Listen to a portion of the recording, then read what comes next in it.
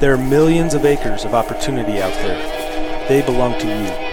Every day, decisions are being made that affect your land, your water, your wildlife. You should know about them. This is your mountain.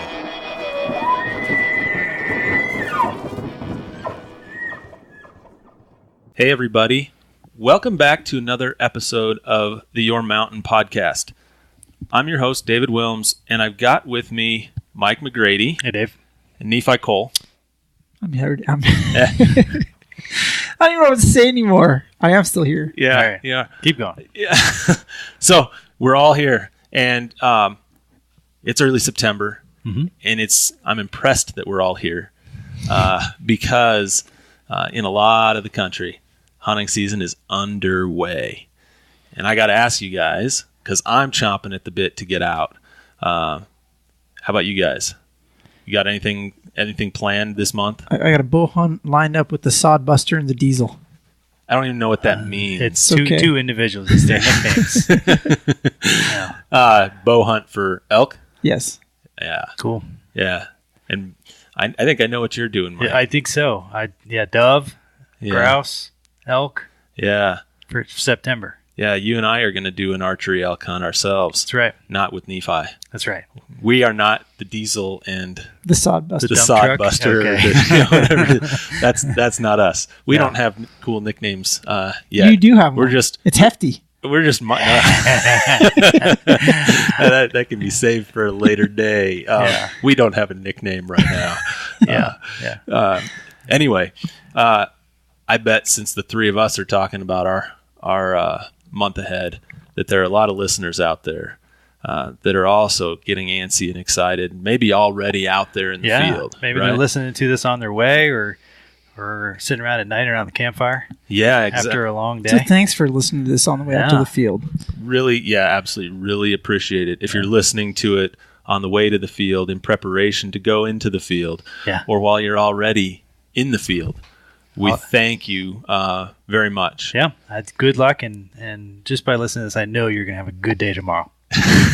at least we hope you do. Yeah, and we'd also, if you haven't already, we encourage you please to subscribe to our podcast wherever you find those podcasts. We're on every place you have podcasts, really. Right? iTunes, Google, Stitcher. TuneIn, Spotify. Right. We're out there, and we're asking subscribe. When Subscribe, rate us. Mm-hmm. Leave a comment. Absolutely. An honest review. Tell your buddies about us on social media. And speaking of social media. And also social media, you can find us, if you haven't already, find us on Facebook, find us on Twitter, find us on Instagram.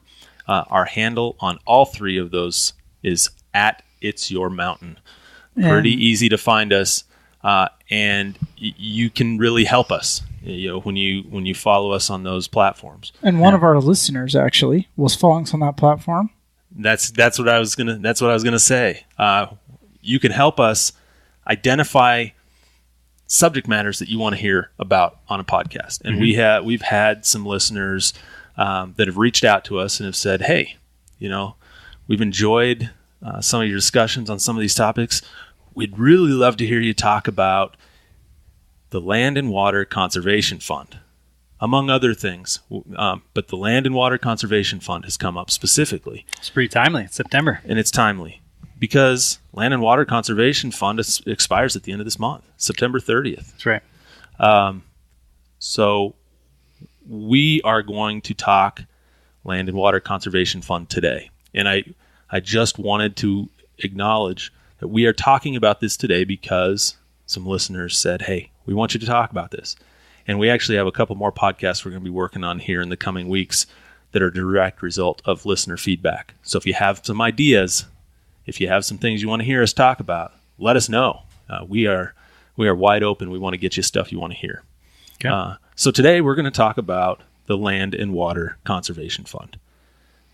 First of all, what is it? I mean, and you commonly hear it as LWCF. And so that's how we're going to talk about it today. Yeah, I did get a comment from one United States senator that says, don't use acronyms, the one that listens. And he said, don't use it. Even senators get confused on the acronyms. Use the actual language. Yeah. So I think that's great. And we get that criticism sometimes when we're writing legal briefs. Mhm. Right? Don't throw in alphabet soup. Even if you tell me Land and Water Conservation Fund is LWCF, and then you use it through the rest of the brief, judges still kind of get mad if you do that with half a dozen different things. Well, sure. Yeah. But we're going to ignore both of those rules, Yeah.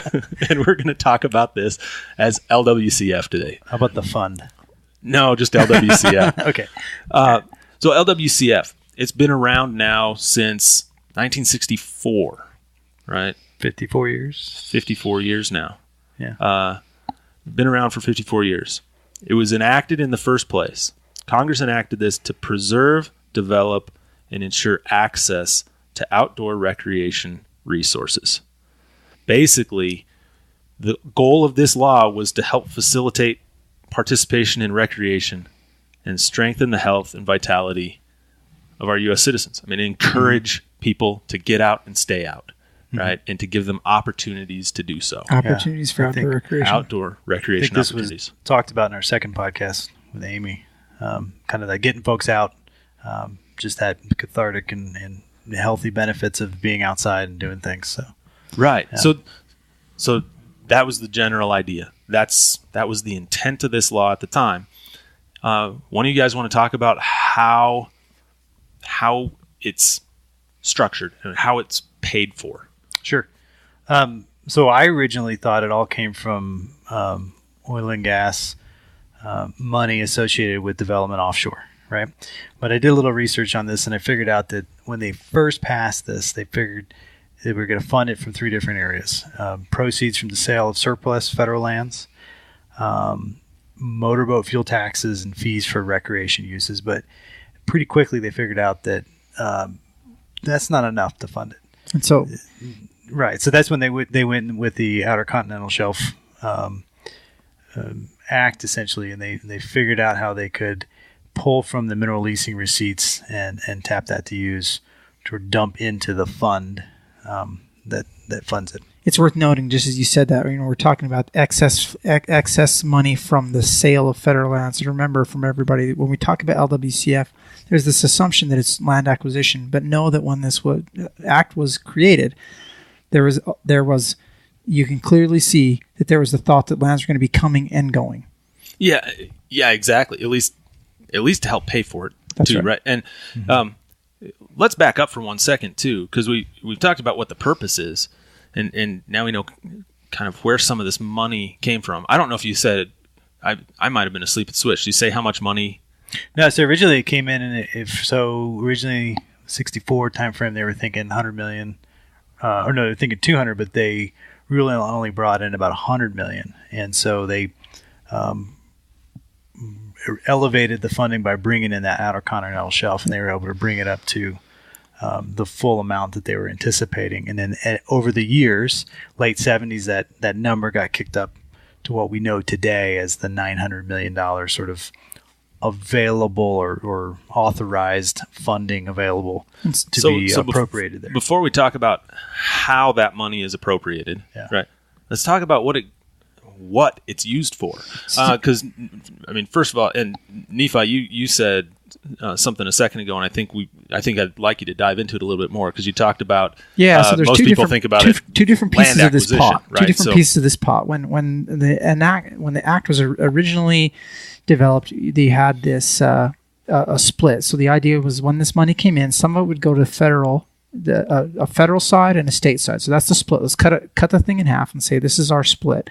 Federal side money was going to be for purchasing lands, and the idea was these were going to be things like inholdings, things that basically trying to make the federal state more whole, to create opportunities in certain areas that may not have had them. So land acquisition for the federal government, land acquisition, and really for 4 agencies in the federal government. That's right. So Park Service, right? BLM, Forest Service. Who am I missing? U.S. Fish and Wildlife Service. U.S. Fish and Wildlife Service. Wildlife Refuge System. Yep. So those were, and so if we've all seen these pieces, islands of private within the Forest Service. or something like that, or areas of private that can no longer be accessed. So they kind of contemplated these situations and as not part just of private purchase. too, because it can be state That's trust right. lands. Yes, it could be So- state lands that were stuck in the middle of a national forest. So let's buy that and make it part of the forest. Well, let's give an actual example.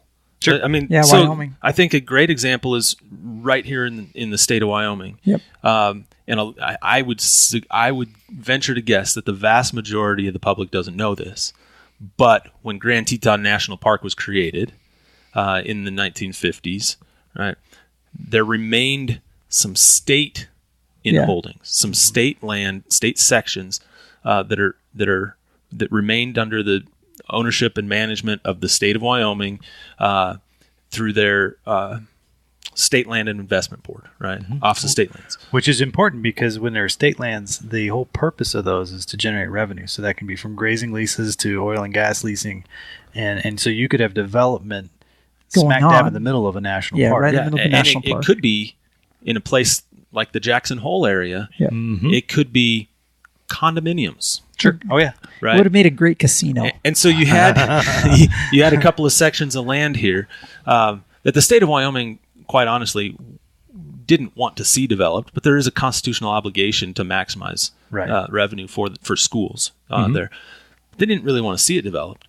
Certainly, the National Park Service didn't want to see it developed, and there was an opportunity for a partnership using, leveraging funds through LWCF Yeah, to be able to to acquire help that. for acquire the- that land and make it part of the National Park Service. So it was a land acquisition, but it really was taking state, air quoting public land here, but state-owned land, Putting it in the and federal putting it in estate. the federal estate. So the other half of it is very important, which is the state side. And the state side program was, and this the idea, and I think originally we were looking at a 60-40 split. Is that an original act, or does that come on later? That was the original act, was 60% 64. to So states. 60% was going to go to states, and 40% was going to be for this federal land acquisition piece.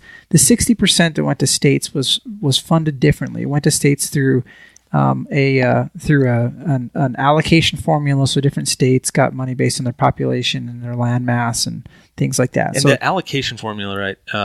Correct me if I'm wrong, because you know way more about this, but it has a lot of pieces in it. But really, does. if you have a lot of people, you're going to do that's better. weighted heavily. Yeah, and so if, states that have the higher populations, of course, they're going to do better in LWCF. But there's a cap. You can that no state can get more than a certain. I think it's 10%, right, of the total. Yeah, I'm not familiar. I don't recall the cap, but it's important that people recognize it. So what was done with this stateside money? They were supposed to create opportunities, front country recreation opportunities for, you'll always hear people talk about what LDBCF has done in every community in the nation, and this is all true.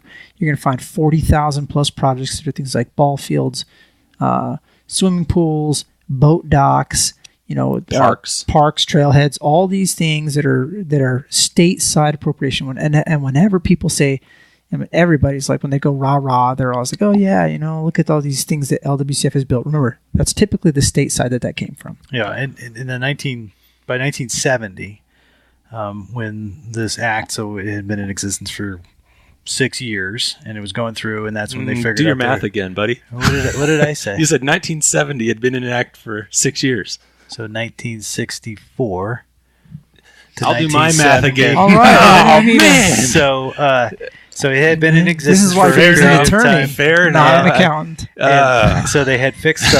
My point being, they had fixed sort of the monetary, how they were gonna fund this. They got it to the right amount by the 1970s or 1970. They figured, okay, we're gonna get a full $300 million, and we're gonna do that from 1971 through 1989.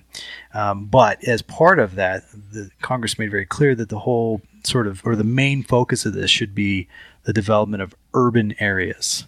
Mm-hmm. So it's not backcountry type hunting opportunities. It's boat ramps in urban areas. Yeah. It's ballparks in urban areas. Yeah. It's worth noting right now that the focus of LWCF over time has shifted somewhat.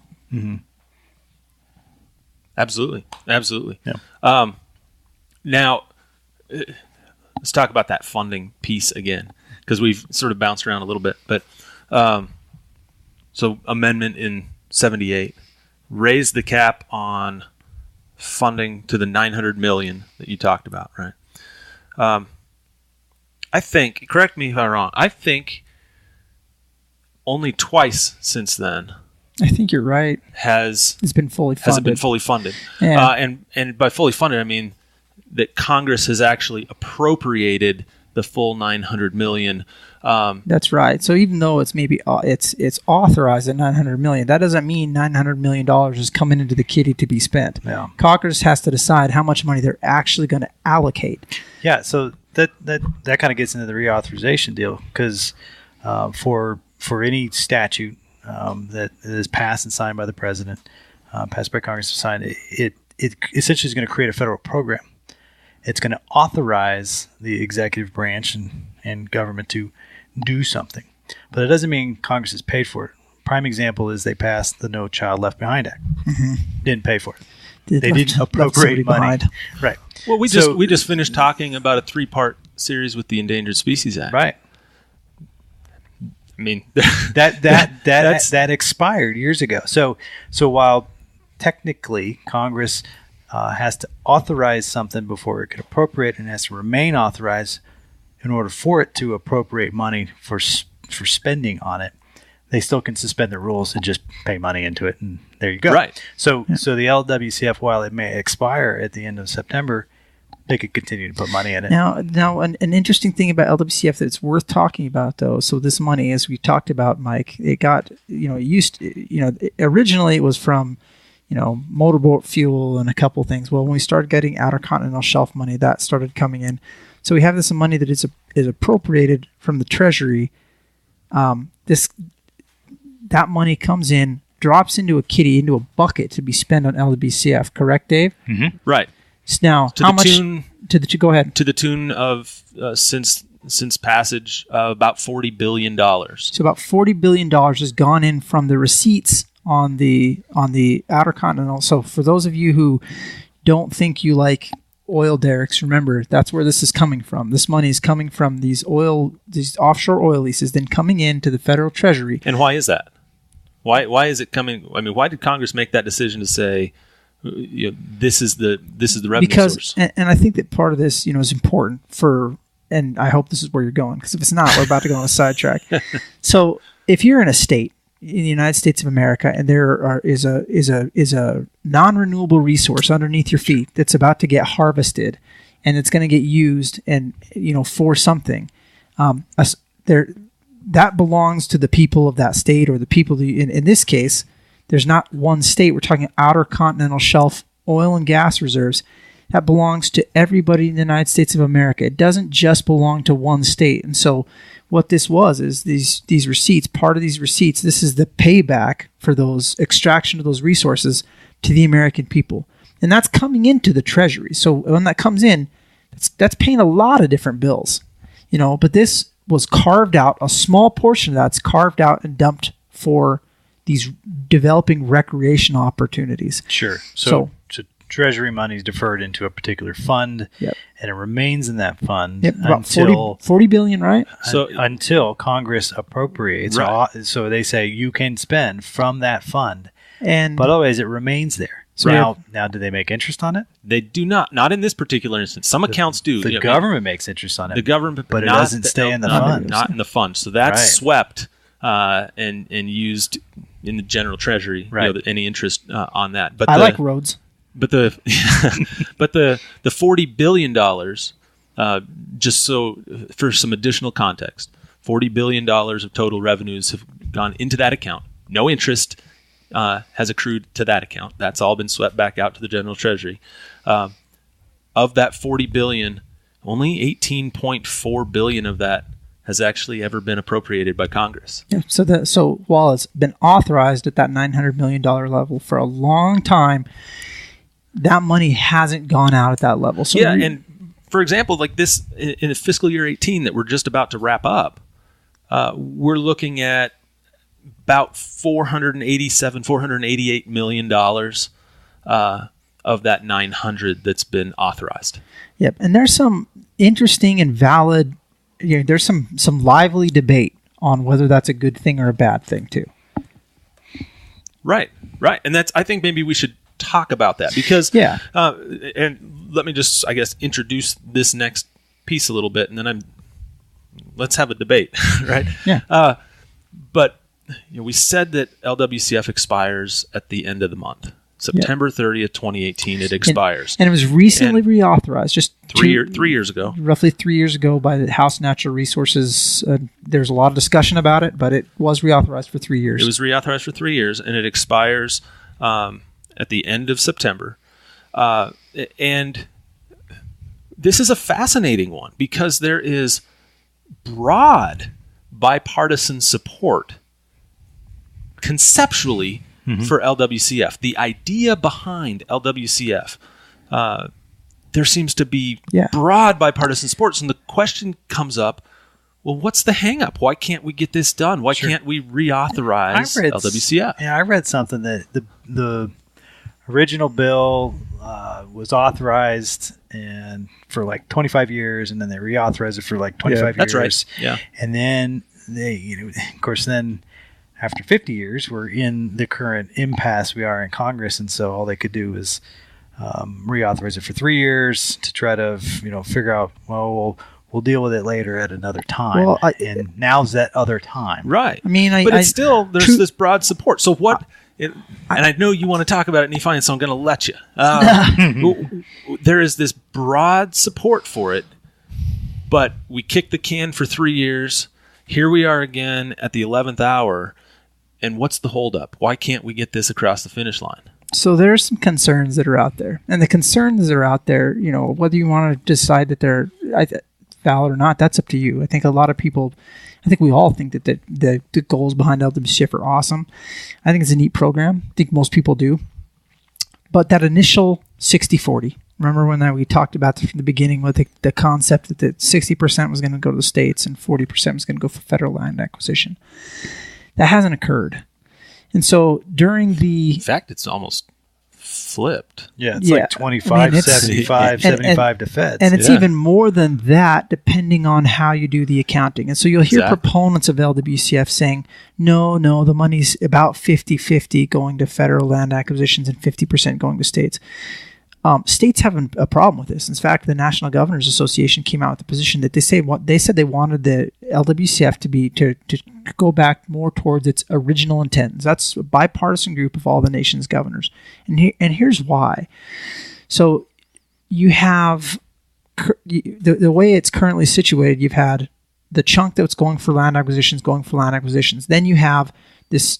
So it hasn't been 60-40 in favor of the states. It has been heavily in favor of land acquisitions and this group that we're going to call other.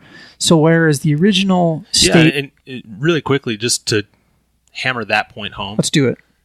Over the history of the Act. History of the Act. Act. So that we're not talking a snapshot. We're talking the entire history of the Act. And remember what Nephi said, 60-40, the original intent was 60% to states, 40% to the federal government. The way it's worked over the history of the Act, states have received roughly 25%. The federal land acquisition program has been at about 61%. And then there's this other category of about 14%. Let me explain that other category, because that's where the accounting gets fuzzy. So other is great programs exist in the other, right? Forest Legacy Program. What a great program. That's part of that other. Really quickly, what is the Forest Legacy Program? In 2 sentences. Oh, it's a program sentences.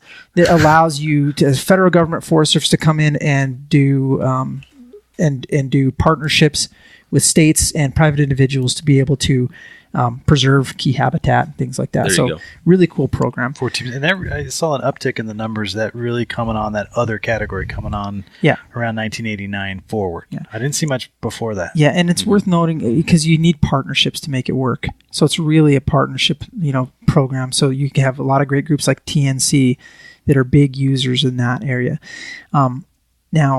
TNC is the Nature Conservancy. The Nature Conservancy, that's right. And so the problem with this is, and this is how we got here. There was an era where states just couldn't make up the match to be able to utilize their percentage of the funding. So the language was changed in Congress to not less than 40% was to go to the federal government, and that allowed the federal agencies to use more than 40% of the funding, and so it's just been mission creep. I think you just mentioned something that we hadn't talked about before, and that's on the state side piece, that there is a match obligation. That's right. The states have to match that state funding. So you're leveraging federal funds to do more with it on the state side. Now, but just real quick, contemporaneous with the change in the act that said at least 40% will be federal funding. That occurred. That statutory change occurred at the same time that the amount that was authorized went from 300 to 900. So you had a big uptick. Yeah, it was a big uptick. So these other programs, you had this issue now where these other programs started to grow, and these other programs then cut into that piece, that slice of the pie. So you had the chunk that was still going for federal land acquisitions, and then you had a big chunk that was being decided. Now federal agencies are deciding how that money is spent. So Forest Legacy Program, the Forest Service, the U.S. Fish and Wildlife Service is doing some work with, I don't recall the name of the program, but there are a number of these programs under other where the decisions are being made by the federal agencies on how to spend that money. Now, here's where people start to argue in D.C. So when you get up there, people are going, well, no, it's 50-50 still. And the reason they're arguing that is people who are the Nature Conservancy pro-LWCF are saying that other category is stateside money. That's not federal land acquisitions, it's stateside money. States are saying, that's not our money. We didn't decide how to spend that money. You're deciding how to spend that money. Right. It might come to the state, but it's based on a federal decision. May be derived within a state. We are not deciding as a state. The state decision makers saying we're not deciding how that money gets spent. It's not our boat docks. It's not our. You're using that for whatever you want to use it for. So that's a big part of the debate. That's the biggest part of the debate. Big part of the debate is the allocation between federal land acquisition, stateside money. That's a debate. Yeah. There's another piece that comes up. Another piece is very interesting. So there are a couple more. So let me see if this is the one. Okay. The other piece, you'll hear some folks who are saying, okay, permanent reauthorization of LWCF, which a lot of people are asking for. Part of the other debate is this. And permanent reauthorization would mean...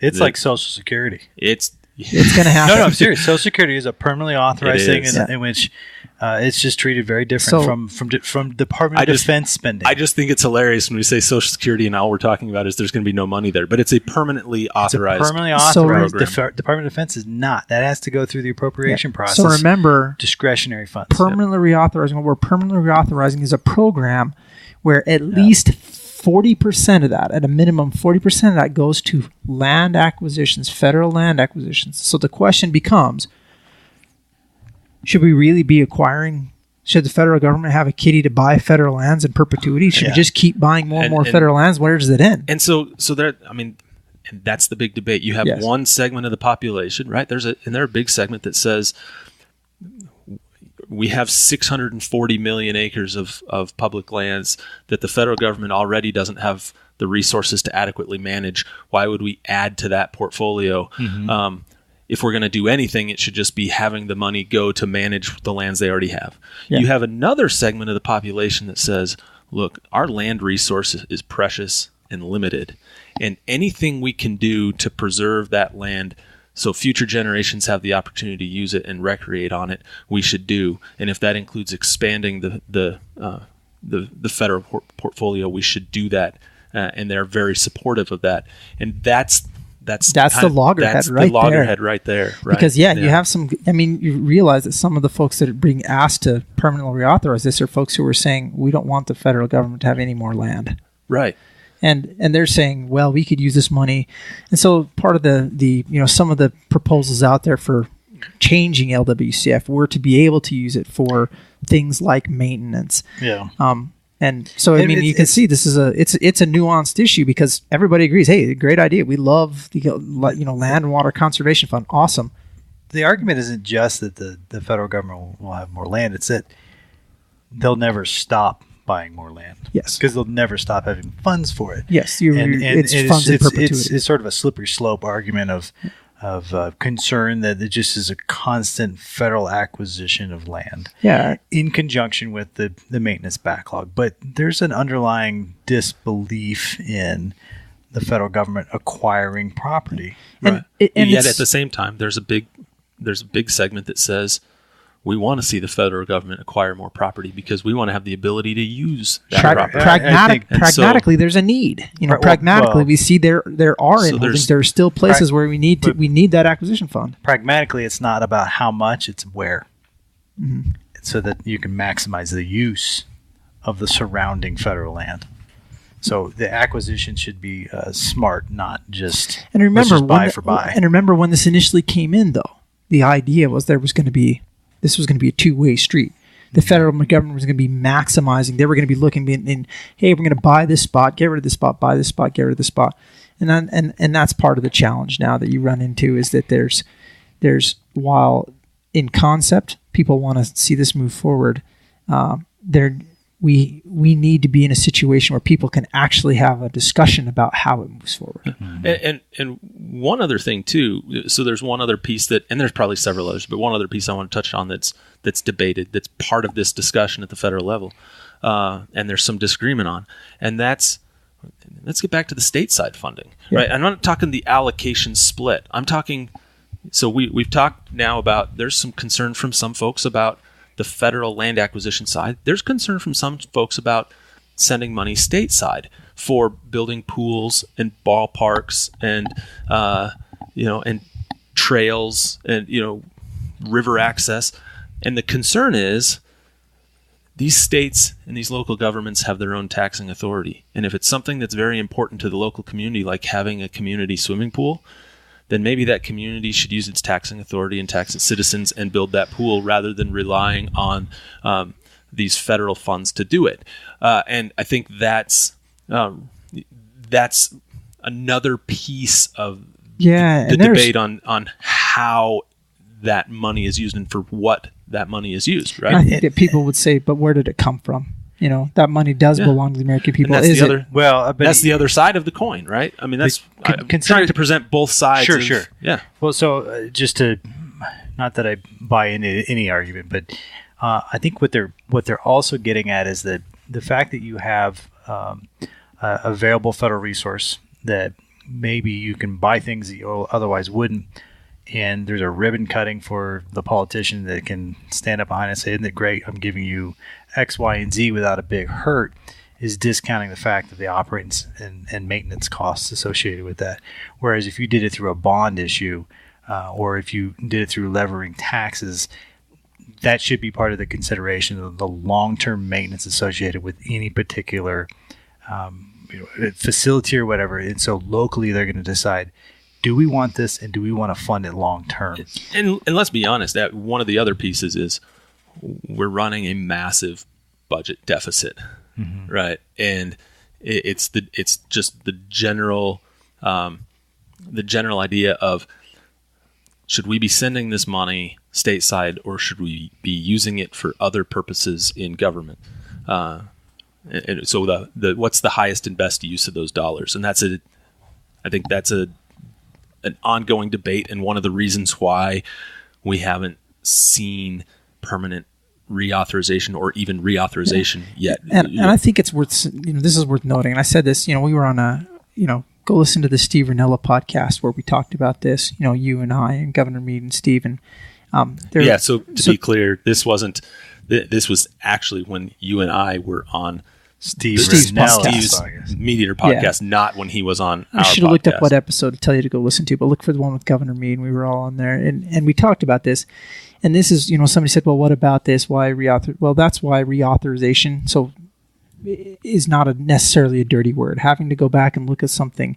So if a politician says, I think that we should take time and we should go back and look at something after X number of years, remember that there are reasons why. The times change and things do change, and there's some valid reasons to say, okay, we need to go back and take a look at this and make sure that it's up to date for exactly what we needed to do. Having said that, with LWCF, the proof is in the pudding. It's a great program. It's done a lot of great things. It's done some great things. It's hard to argue with some of the things that it's done. And having said that, again, like I said that, but the other thing to note is the original intent. Here's why it's important. You talked a little bit about these state programs. Every one of those boat docks that needs to be upkept, there's a contract where the state, when they got that money, they said they were going to upkeep that project. And if you short states the money to do the the upkeep and maintenance and to have the people to keep those projects viable,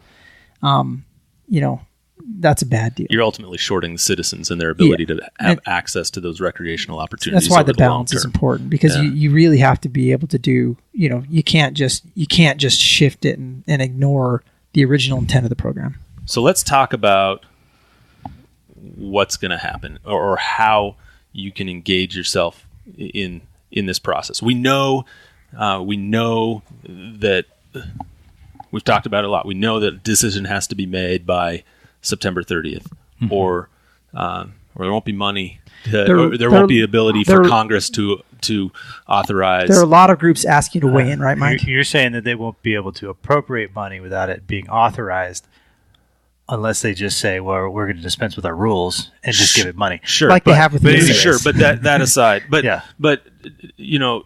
there's going to be a decision, and there are a lot of groups around the country right now that are very, very interested in and think this is a really important program, and are putting a lot of pressure on Congress to not only reauthorize it, but permanently reauthorize it, and potentially permanently reauthorize funding, have a permanent funding source tied to it as well.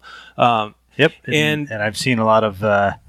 Hey, sign here on this petition. Right. There are all these calls to action. You hear it all the time, a call to action. And there's sign this petition, or here's a draft letter you can just plug your name in and send it. And it's nuanced, people. This is a nuanced issue. So the take-home message is this. Don't just sign somebody else's letter. Write your own. Or at the very least, be careful. And it's not just the nuance of it. A politician can receive 1,000 of those in a week, and that just means that you read it once and then suddenly they create a pile. And that's not like a democracy of a vote. That's a pile that now I'm going to have to respond to or deal with with a form letter back. Frankly, it's treated as if it were a democracy of a vote. It'd be one vote. Yeah, it's treated as one vote because it's everybody's saying the same thing. But if you write your own unique letter, that's going to get read.